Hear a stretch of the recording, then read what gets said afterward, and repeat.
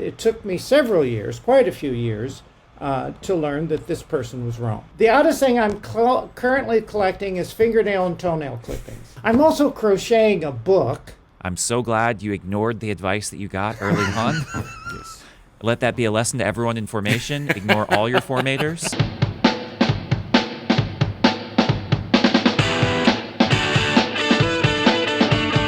Well, Tito, happy birthday. Thank you. Yeah, it's our channel's birthday. Oh, that's right. It is. Yes. Yeah. Congratulations. Happy birthday to you as well, then. A year ago today, recording, we started this channel, so Yes. that's pretty exciting. Yeah. It's amazing. So we've been doing this for a year. I've been on YouTube for almost 10 years, so you'd think that'd be a lot of experience, and we'd kind of know what we're doing. I've had a rough week on YouTube. Last week, I recorded a video and forgot to turn the audio on. Oh. 10 years, never done that before. And as people will know if they watch all these channels, this show, last week I forgot to press record on my camera. So for the first 10 minutes of the video, which you didn't know, it just got this really, really terrible video. So sorry for anyone watching at home.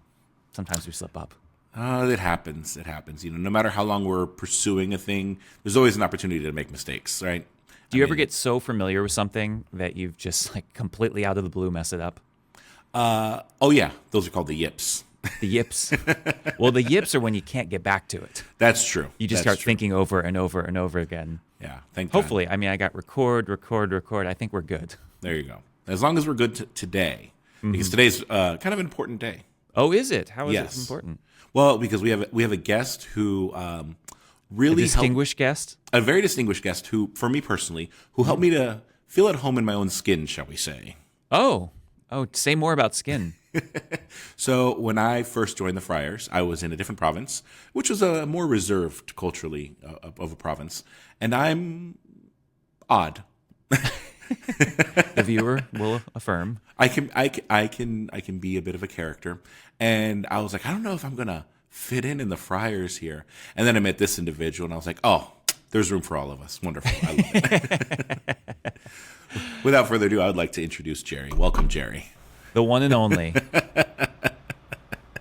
Jerry, this is all said with love, by the way. It better be. Jerry, Right. how did you catch a stray there? Why is he coming after you? I'm not coming after him. I'm not quite sure, but I can tell a story on Tito as well. Oh, please do. Go for it. Yes. So I was serving as the postulancy director for the Legacy Province of the Sacred Heart, and my last year as postulancy director, there was only one postulant, and because it was clear that this person needed a community to help shape him and to see if he could fit into community life, we decided to send him to another program that had several other postulants at the time. Because at the same time I was also teaching at the School of the Art Institute in Chicago, and we knew that the following year we would blend together all the postulancy programs. There was no reason for me to stay where our postulancy was located, which was a bit outside of Chicago, and so I had to take a long train ride for my teaching position. So packing, we all know how much fun moving is. Oh, Tito and I know it well. And I arrived at St. Joseph Friary in Hyde Park, kind of overwhelmed with having to carry box upon box upon box up to the third floor where my room would be and where I would also establish my art studio. And Tito came and with great enthusiasm just helped me start carrying things, and it was at that point, it was just the thing I needed to feel like I could do this. I was overwhelmed at the time, and Tito's enthusiasm to help me move, just to move some boxes up so many steps, was all I needed to make me feel like, okay, we can do this. So that's the I story guess had a I want mutual to tell on experience at the Tito. same time. Say it again? You had a mutual experience. It seems like you're both moving in. You found each other. Tito used that as a way to say that you're kind of weird. You used it to say that he's a great helping brother. So this all tracks. I would like to point out, I did start with myself being odd. Yes. I'm just saying that, you know, we express ourselves in different ways, and I think some of us, especially those who really like to engage in creative activities and artistic endeavors, like to express ourselves in ways that are atypical, even among the friars. But what was comforting was that when I met Jerry, I was like, oh, there's someone here who is very creative, who is very expressive, who seems just very comfortable with himself, and that encouraged me at a time where I was kind of uncertain of my vocation, early days. Yeah, so let's get into that. So, Jerry, you are a creative person, an incredibly creative person. We could say unique to the Friars, not only in that you're in art, but you are not just, I don't want to say just, but you're not a painter. You're not like a conventional, what people would think of, and like, oh, I painted Jesus today. You use a medium that may be a little bit different. Tell us a little bit about maybe some of the art you're working on now or what you've done in the past. All right. So I would say that I sort of matured in a religious vocation before I matured in an art vocation. Okay. and it becomes important because maturing in my art vocation was very difficult. I was attending a college-level seminary and had begun to discover through ceramics my interest in the arts. And my spiritual director, who was the spiritual director for the whole seminary, said, you know, you can be an artist or you can be a friar, but you can't be both. And I believed him. You know, I was in my 20s, thought this much older man had more wisdom than I had. And so for several years, I tried to fight what I would now describe as my artistic side. And it took me several years, quite a few years, to learn that this person was wrong. You know, just wrong. Yeah, you and don't there have to was, choose. and I'd have to say there was really no one in the Friars in my formation to help me understand that. That was something I had to come to on my own, and it was pretty difficult. But eventually I came to the point to recognize that, you know, what my vocation is, and I really was helped along the way by reading an article by Joseph Cardinal Bernardine. He talked about the 3 levels of vocation, and one was to be Christian, the next one is state of light, and the third one was your individual vocation. You know, who are you called to be, and who are you called to be that no one else is called to be? He wrote it more elegantly than that, but those are the 3 levels. And so I really spent a number of years asking that question, who am I to be? And realized that in the process, this question of who are you and who is God calling you to be, because I don't believe it's just an individual choice, is going to also ensue that you move through life with a certain amount of integrity and a certain amount of authenticity, but also a certain amount of happiness. So that's a huge prelude to what I eventually came to in my own art practice as a combination of what I would call detritus, that's the fancy word for trash, and a kind of structuring of that trash from a textile perspective. So bringing those sort of 2 things together, I'm really convinced, and I think there's a Franciscan component to this, or there can be a Franciscan component to this. But I think we live in a society that is so consumeristic, that's really based on acquiring, and you can only acquire so much before you have to discard. So, you know, throughout our country, we have these enormous landfills of stuff, of things we've thrown away, and we know, you know, the production of lots of that stuff is also really harmful to the environment. So I've kind of entered my art practice as looking at what we discard as a way to indicate who we are as much as what we treasure. You know, for It's really example, interesting. It is a very Franciscan thing to find the Yeah. beauty in the refuse, to find it in the trash, to find it in the overlooked or forgotten. I'm afraid to ask this question because I sort of know the answer already, but What's the strangest medium you've used That you want to talk about. that you want to talk? No, I don't mind talking about any of this. I want to go back a little bit, Casey, though, this issue of beauty. I'm not even there yet. You know, when in the collecting, it's like, what's telling about who we are? Okay. You know, if you say, somebody should pick up that can that somebody threw in the street and throw it in the trash, we all understand why that is considered trash. Nobody would say, take your diamond ring and throw it in the trash. You know, so there's this system of valuation that really is very much based on our capitalistic lens. And I think that's a very interesting thing to understand, not just oneself, but the culture in general. Yeah, So- and Pope Francis has made this very apparent that we are a throwaway culture. And we treat not only the consumeristic goods, but people this way. Think Yeah. about how we throw people away when they're no longer useful, the elderly, the unborn. So many people are not productive, so therefore they don't have any worth.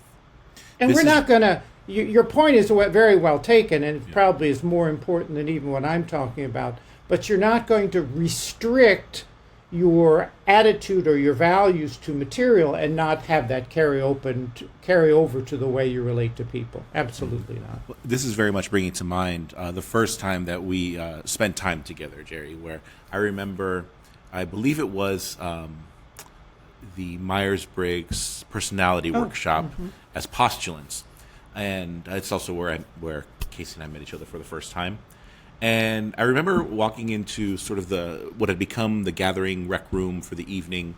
There were people playing games. There were people hanging out and talking. And Jerry, you were just sitting back, and you had this plastic bag in your hand, and you were just cutting long strips out of the plastic bag. And I just sat there and watched for a few minutes. I'm like, I wonder what he's doing. What if I joined? I'm going to go ask him.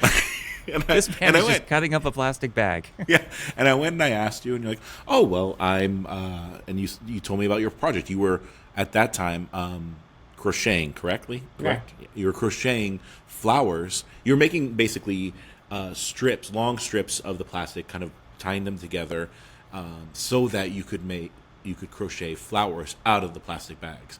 And it was very much I understood it immediately. Oh, this is very much a commentary on, how we throw things away and, our impact on creation and, finding repurpose utility to bring something beautiful out of it.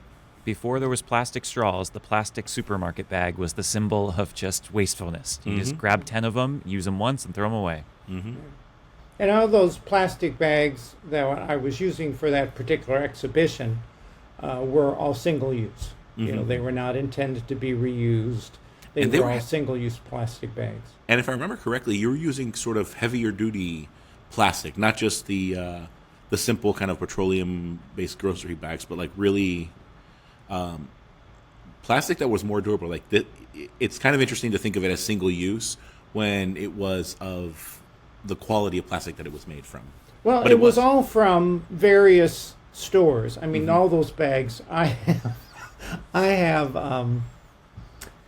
5 siblings, all of whom are very helpful in these undertakings. Here, brother, here's some trash.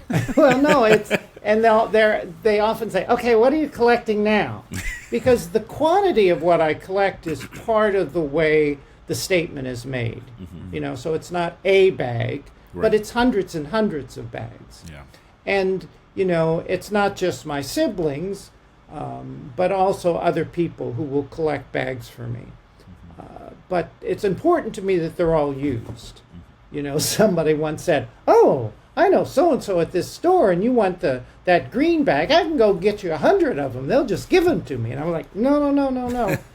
Part of the intention of the work is that these are bags that really have been acquired through a store purchase and are intended to be thrown away. Yeah, So they they're really reclaimed. were not They have a life. Yeah. Yeah, they have a very limited life. And there was a friar I lived with who actually just died last fall, who I became very, very close to, and he would drive a lot on the interstate in northern Indiana, and he came home one day and said, "There's a new mountain there." I said, "What?" because northern Indiana is all sand dunes. Oh, gosh. And he said, there's a new mountain there. I'm sure it wasn't there before. And as I kept talking to him, I realized he was talking about a landfill. Yeah. And it took me a long time to convince him that was filled with Chicago's trash. Because, you know, that a lot of Chicago's trash gets shipped to Indiana to those landfills. And I said to him, Chris, where do you think the trash goes? And he said, well, I don't know. We throw it away and it's just gone. Yeah. And I said, no, it's not gone. It has to go someplace. Yeah. And, you know, I have to say to him, he was, you know, older at the time, and it took him a long time to process that. But he really came to a new understanding. And, you know, you mentioned before Pope Francis, I think, in Laudato Si, this is what we all are called to do. We're all called to recognize where the stuff comes from and what we really don't need. Yeah. I actually teach a class in collecting at the School of the Art Institute. And I one can of just my picture a field trip. Are you just taking students out to the landfill? The field trips are great. Yeah. But I always say, how many people have clothes in their closets or in their dresser drawers that they never have worn? And every student's hand goes up. You know, it's part of this issue of how we're driven to consume and have bought that. You know, it's so around us in the culture, it's impossible to resist the buying. You know, people buy when they feel sad, people buy when they feel tired, you know, people buy when they see their next door neighbor has a new something on. You know, Quick dopamine hits. We love it. Yeah. And it lasts for a moment. Yeah. And then the second time you wash it, you're like, I don't love this anymore. Yeah. But yeah, that idea of where does it go? It doesn't go away. That was something that we learned, so to speak, in postulancy. We watched a documentary and kind of pre-Laudato Si, but a lot of those environmental things with Franciscan themes. And it's such a simple concept, but I remember just being dumbfounded by that. Like, oh, you're right. You can't throw something away. It just goes somewhere else. And then the second part of it, again, moving from stuff to people, is that it goes to poorer places and poorer nations and people who can't afford their own things. It gets thrown in their backyards. And that makes it a much more tangible, I think. That it's not just, oh, save the whales, which, you know, I'm not making fun of, but, you know, like that's much farther away to, oh, I'm hurting a human being. Oh my gosh. And they're like just the next city over. Yeah. Well, I would like to hope that as friars, saving the whales is not a concept that's far away from us. You know, one of the things I said was that I realized that has really shaped my life as I was raised on a farm. And so that history of knowing how things grow, and I think really being connected, we had lots of animals, we had lots of plants, we always had big vegetable gardens as well. That kind of connection to the earth and the cycles of the earth is something that I really don't find in a largely urbanized society right now. I remember going to the kitchen one day, and one of the guys at St. Joe's was taking one bite after taking a bite out of an apple and throwing it away, and did that like 3 times. And I said, "What are you doing?" And he said, "Oh, these apples are real mealy." And I said, "Of course they're mealy. It's April. What are you doing buying apples in April?" And the friar had no connection to why you shouldn't be able to buy apples in April. Right. And so I said, you know, apples in the northern hemisphere mature in the fall. So these apples are either coming from the southern hemisphere, or they've been in cold storage for 5 months, and so of course they're mealy. Yep. But that kind of being out of touch with the cycles of nature, even coming down to what we put on our dining room table, I think is really important. It's fascinating. You're talking about where things go and where things come from. And for And the when most they part, come it's from just, it. It's just it's our grocery store and it's the side street. Like that's as far as we know sometimes. Yeah, Jerry, you have begun my mantra of, you should just buy things in season. You have a way of opening people's eyes. I don't remember who it was. I heard the story secondhand. But apparently you and some men in formation were driving, and you drove by a garlic field, I believe it was. Oh, no. And the field had already been harvested. which meant that everything that was out there was just going to get left there, and eventually, when the field got returned, was just going to get turned under and all over again. And so you saw some garlic, you're like, oh, let's go get a couple of things of garlic. And, to me as a Puerto Rican who, in my childhood, we would walk by a mango tree in someone's yard hanging over the wall. We just grab a couple mangoes because that's what you did. I'm like, yeah, that makes sense. Apparently someone was kind of shocked and very confused. Would you mind telling kind of your perspective on the story? I think that's a great story. It was a postulant. We were driving from one of these workshops we had, and the postulant was horrified. And he said to me, "You're stealing."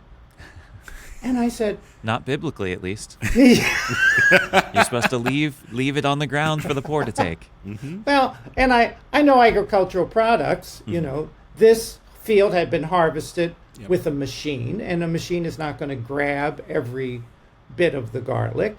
And so I gathered like 3 or 4 heads and took them back. I think we were in California at the time. The workshop had been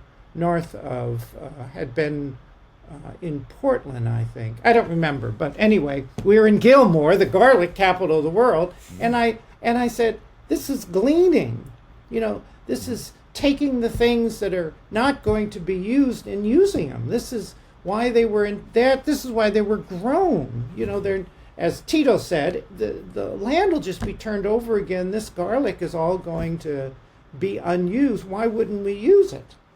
And the person a couple years later brought up the idea of gleaning again.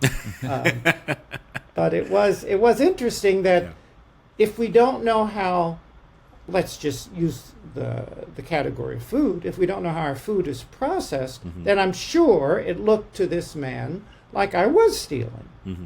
But I knew that this was waste, and it was a waste that didn't need to be wasted. Right. Same thing is true of broccoli stalks. Now you've got me on all my harangues. All right, so I'm going to try to go around out of season, just walk onto people's farms like, hey, this is free for the taking. No, it's like, have you harvested this already? You have to know what you're doing. Oh, of course. I'm not just going to walk you just up can't and harvest it wander myself. blithely through and decide that pig could be yours. But then you'd have to know how to butcher it. And I could teach you, but I've never walked around with someone who is as... Everyone has the things that they pay attention to, right? Everyone has their interests. And you pay attention to plants. And whether we're walking by flowers or shrubbery or trees, whatever, undergrowth, whatever it is, you can identify so many different things. And I'd never spent a significant amount of time with someone like that before you. And I was reflecting a few years ago how much I had been changed by that. Because when I moved to Siena College, I got there during the summer. It was COVID, so no one was around. So I just walked around the campus, and I was like, oh, that's an oak. Oh, I think these are walnut trees. Oh, and then I'm like Jerry now. Yeah. Well, you just start to see so much more detail other than just like, oh, look at the trees. Look at the leaves. Yeah. And you see the intimacy of it. Like, oh my gosh, not only is every leaf different, but like every tree is different, every species is different. There's so much life teeming here. Yeah. And I'm going to draw us back to Franciscanism. Sorry, Tito. Go for it. I mean, I think this is one of the crucial values in Francis that I think we need to keep returning to and in a certain way keep developing in our lives. And that is that every bit of creation is important. I think of friars I've met who pull out the chemicals and kill every insect in their room. And it's like there's not an understanding that they fit into the ecosystem, that they have a place. And I'm personally guilty of letting the spiders exist in my room until they have children. Then I clean them out. Oh, no. Well, but I mean, spiders are really crucial in the ecosystem. So important, yeah. Yeah, and yet we are trying to live in a kind of sanitized way that that denies this larger interconnected world in which we live. And they all have a personality. I mean, you would remember your grandma's name, but why wouldn't you remember a tree's name? Or I'm particularly fond of the differentiation between weeds and flowers. And one of the definitions of weeds is just it's a flower in the wrong place. But It's not useful to me. Ooh, say that again. It's not useful to me. Exactly. That's really all a weed is. Yep. Yeah. Yep. I can't use it.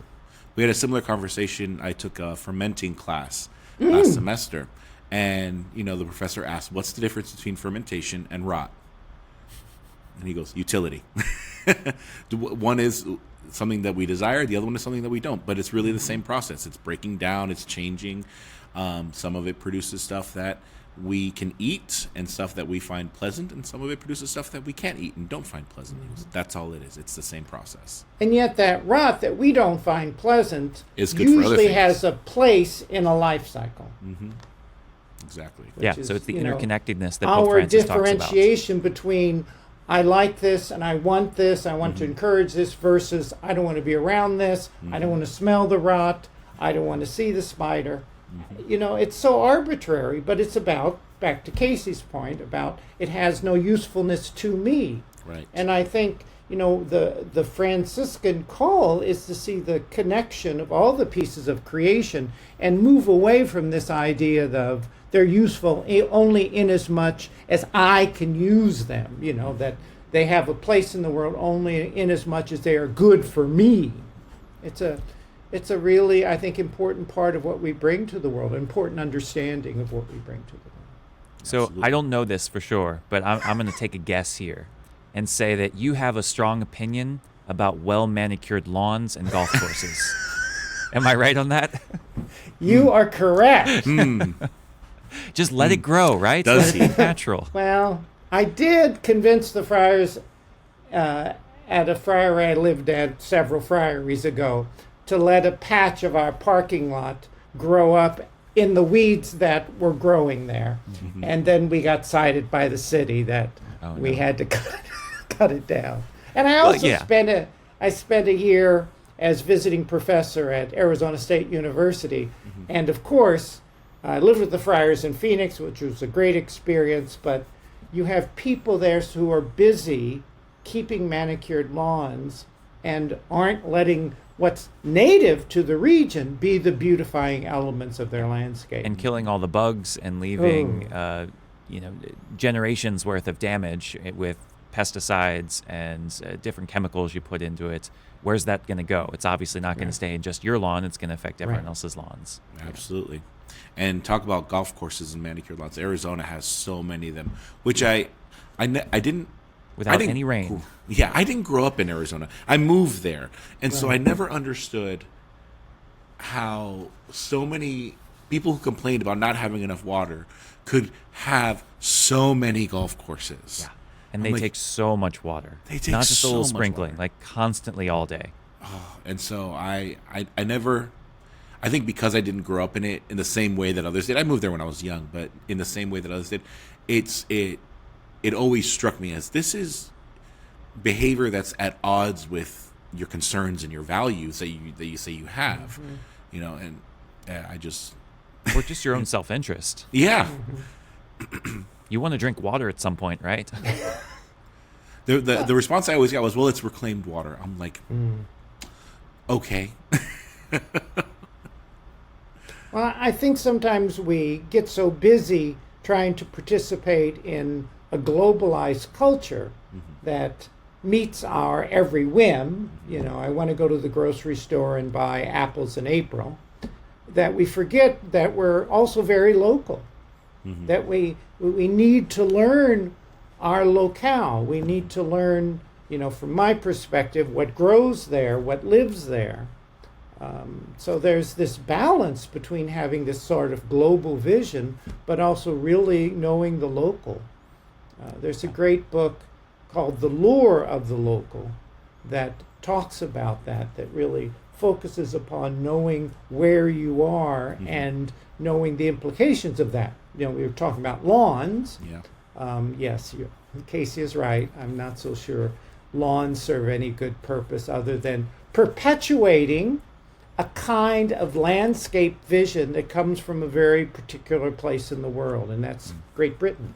The aristocracy of Great Britain, not even Yes, the the people. aristocracy, exactly. It's a sign Good of wealth. point. Yeah. Not even the common people. They were just trying to, people moved here and they're like, look at all this lumber wealth that we have. Look at all this land wealth that we have. We can now live like the aristocracy. And they were imitating a class of people that they were trying to flee, which I just find fascinating. This idea of the local, I think, is so important. And 30 Rock, probably my favorite show, satirized this. You've got the VP, Alec Baldwin's character, and he's being criticized as the corporate entity for not caring about the environment and being very self-centered. And he's like, "What are you talking about? I love the environment. I have these rare flowers flown in every day from Sri Lanka." Yeah. Well, just we on do the that, issue right? of Yeah. just on the issue of flowers, almost all of our cut flowers are grown in South America. Wow. So almost all the flowers we acquire through floral shops are imported. Yeah. And that's part of the world that I think we're completely unaware of. Yeah. Those beautiful roses take an airplane trip to come to your floral shop, and how responsible is that? Meanwhile, What's- cutting down the beautiful wildflowers Yeah. because they don't fit the aesthetic, Yeah. or they can't be controlled. I think that's really it, because they Yeah. grow where they want to grow. Or they take time. That's the other thing. Tito knows this, that I'm always growing something. It's particularly challenging in my current location where the sun doesn't shine and things are not going well. I currently live in downtown Chicago, and our friary is surrounded by tall buildings, so the sun doesn't find us.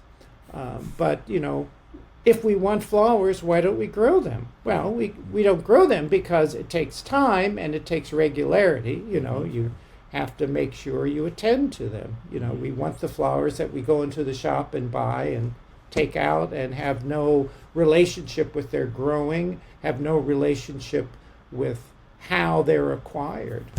Again, we're back to capitalism and consumerism and how much that really infiltrates our life and our thinking and our expectations. Yeah, and it's an interesting thing to connect here. And we talk to guys who have maybe non-traditional vocations. What I mean by that is that you're not just like a parish priest. I think that's what people often think of. We talked to John Gutierrez last week, who was a nurse, right? And so these are things that people wouldn't expect. And yet when you go a little bit below the surface, you realize, oh, this is the outpouring of a Franciscan vocation. And everything you're talking about here is not art for art's sake or art for my sake or my glory. It seems to be making a statement, and that statement is a God who is interconnected with us and a world that we need to care for. And you do it in such a creative way. Not to, get into the weeds here a little bit, but I want to go back to the question now that we've kind of set this all up. Plastic bags, yes.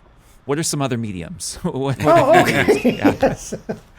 Well, I several times I'm remembering what's the oddest thing I've ever collected. So I'm not trying to avoid that question, but I do want to answer it first. Yeah. So the oddest thing I'm currently collecting is fingernail and toenail clippings. Okay.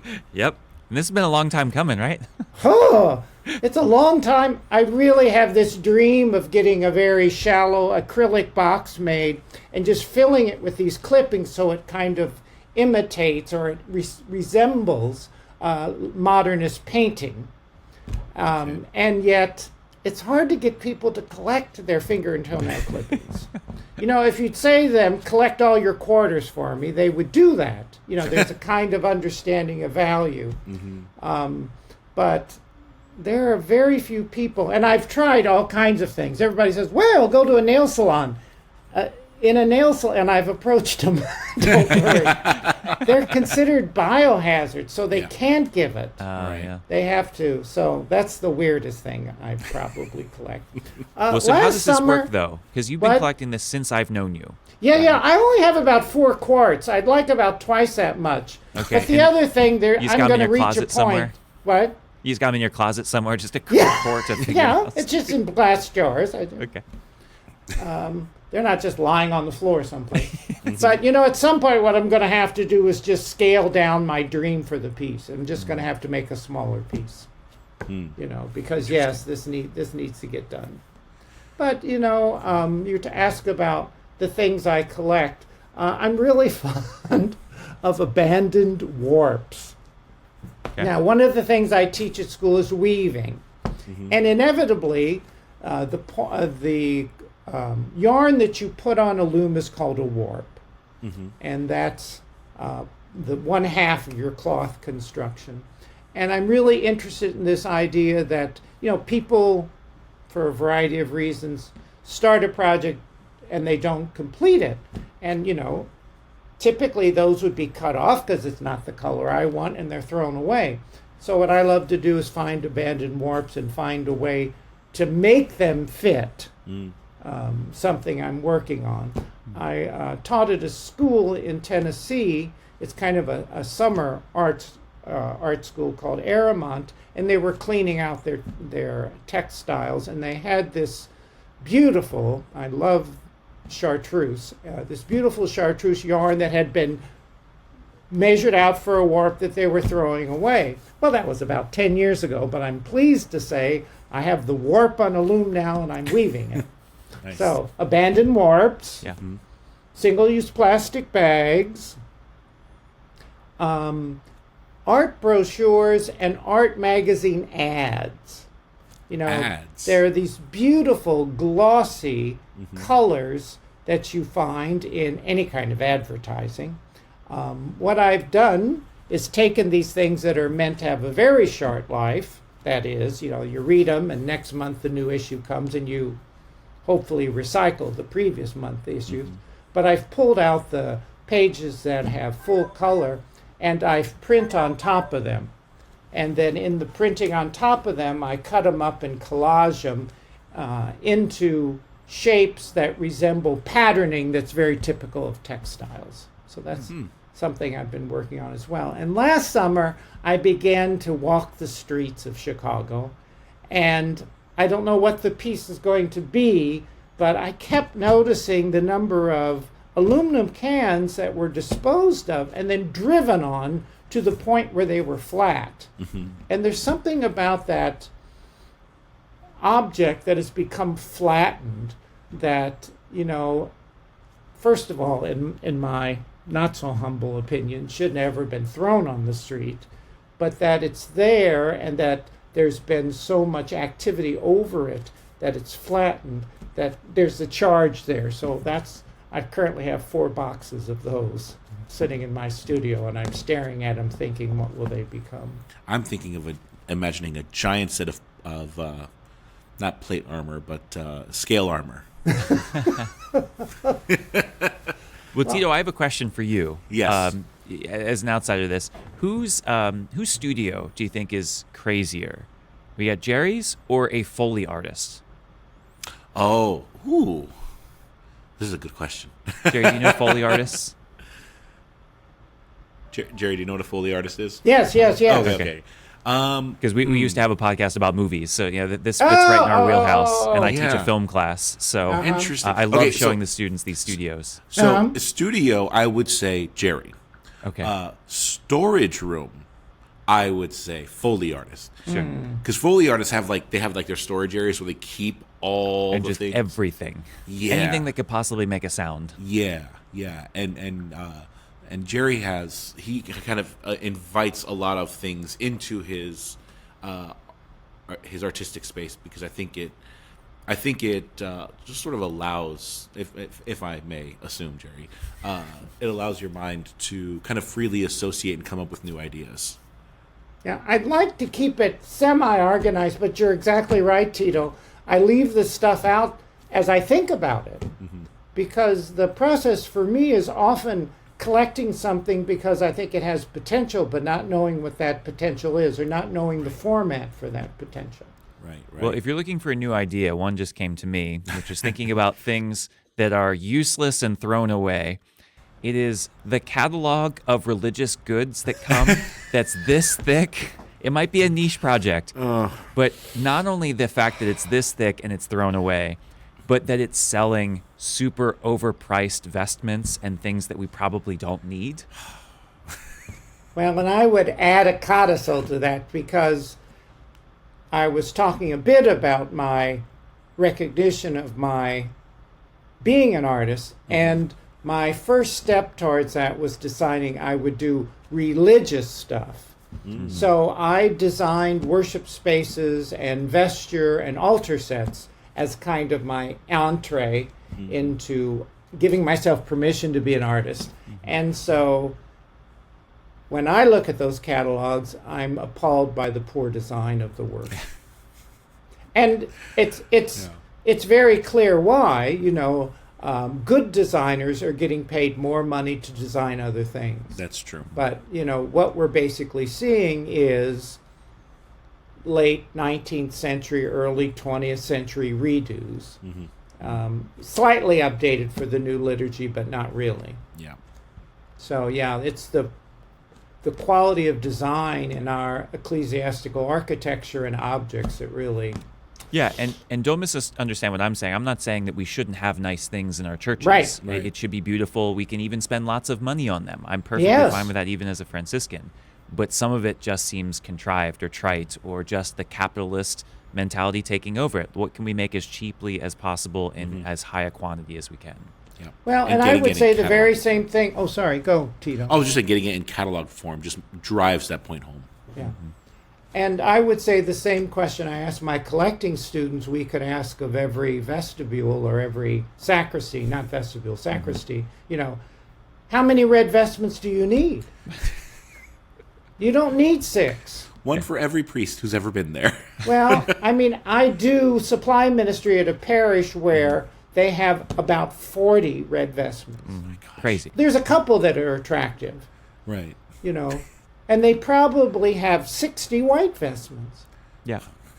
But your point, Casey, spend money for something really well designed. Maybe you need 2. Anyway. Yeah. That's Intentionality. Right. Yes. Dedicating it so it's not just another thing. That's the point. It's about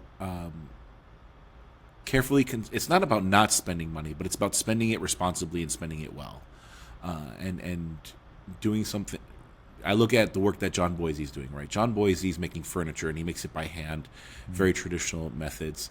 And somebody asked him, how much would it cost for a table?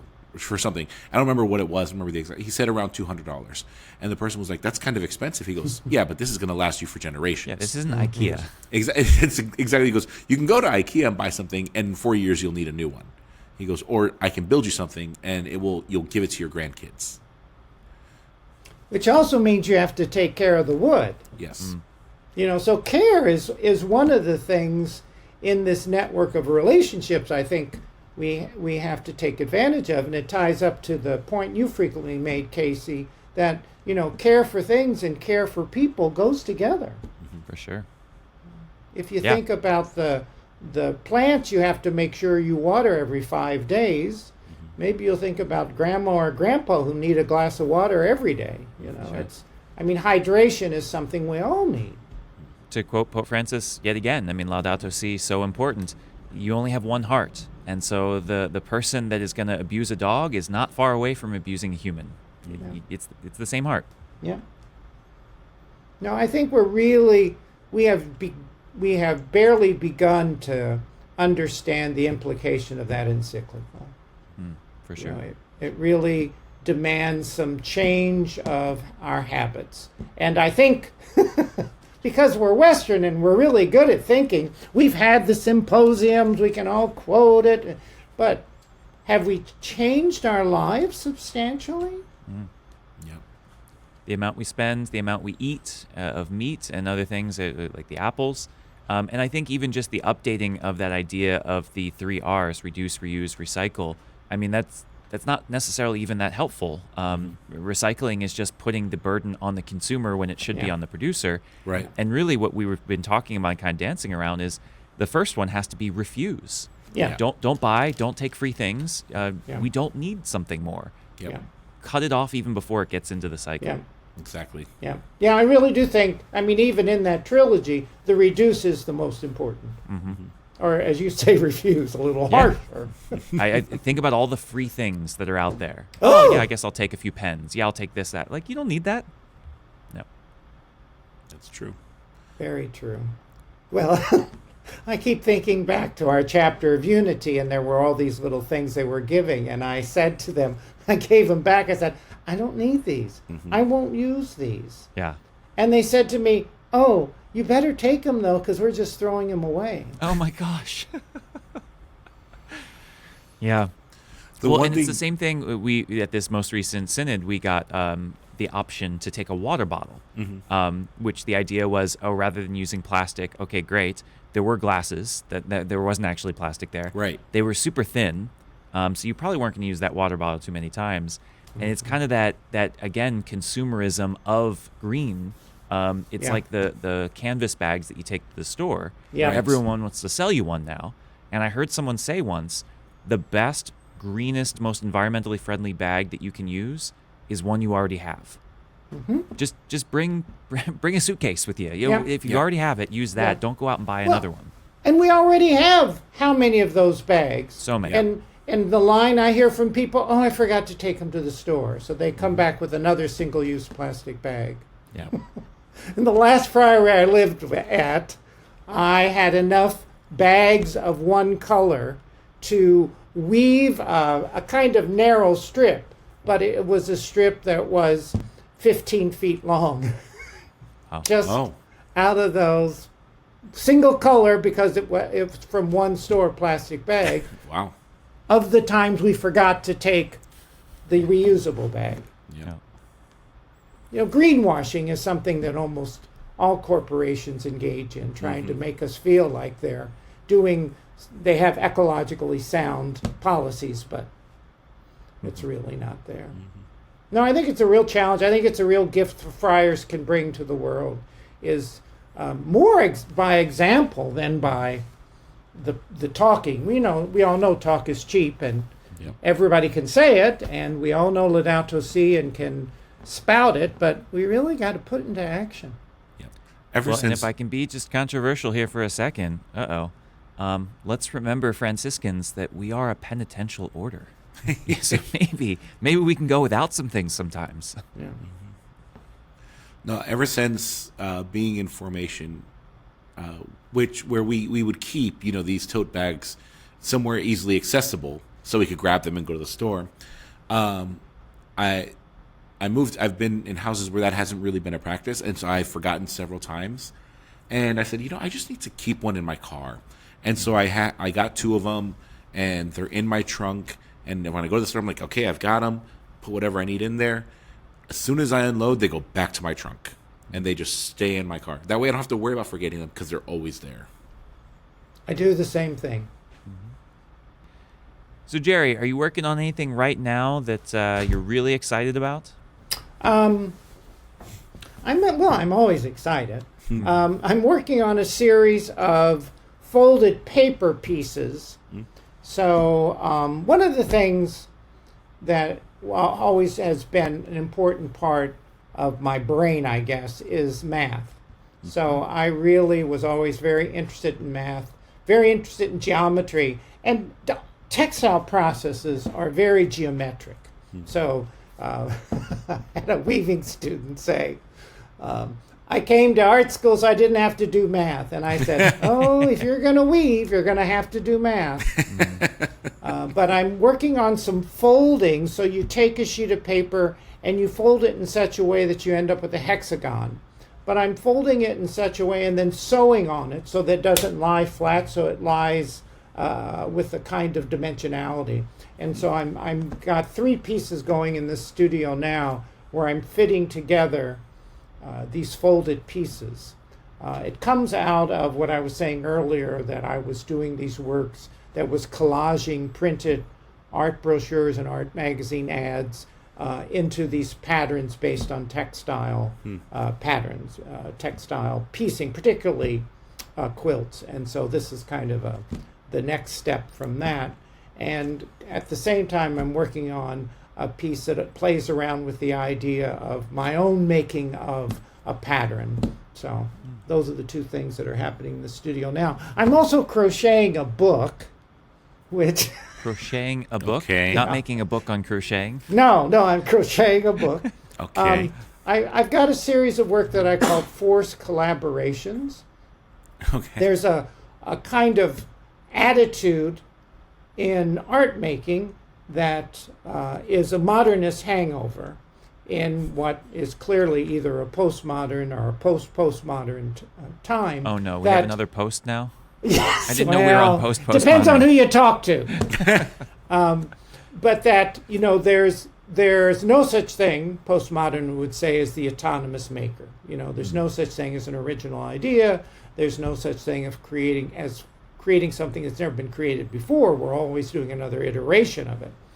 And so I find that even, my fellow artists or our students at art school, they still think there's a preciousness to what I do.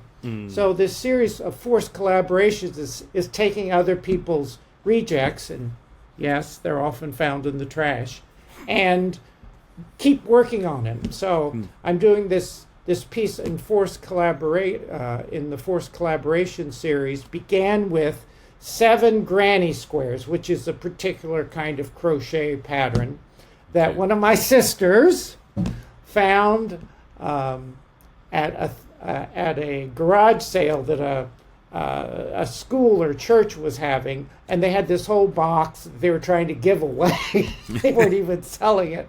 And she called me up and said, is it true you can never have too much yarn? Well, I use a lot of yarn in my teaching. I said, oh yeah, whatever it is, just take it if they really want to give it away. And in this box of yarn were these 7 granny squares.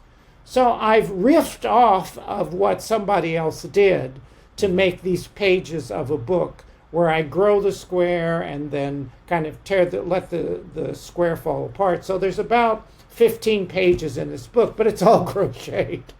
Wow. All right. I'll be fascinated to see it. Just seemed the logical thing to do. I'm not sure logical, but it does seem to be a beneficial thing. For me, it seemed like the logical thing to do.